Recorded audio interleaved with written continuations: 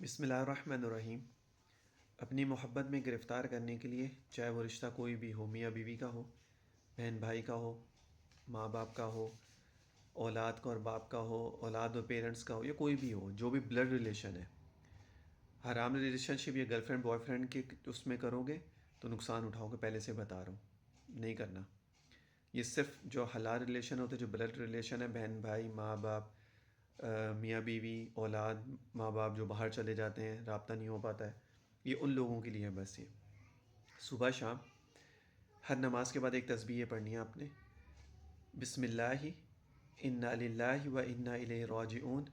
یا جامع یا معید، یا جامع یا معید، میم عین یاد المعید، ٹھیک ہے۔ اچھا، اس کو آپ نے کیا کرنا ہے کہ جب آپ اس کو پڑھیں گے نا، تو روٹی کے اوپر ایک چھوٹی سی روٹی بنا کے اس کے اوپر اس کو دم کریں اور وہ پرندوں کو ڈال دیں آپ،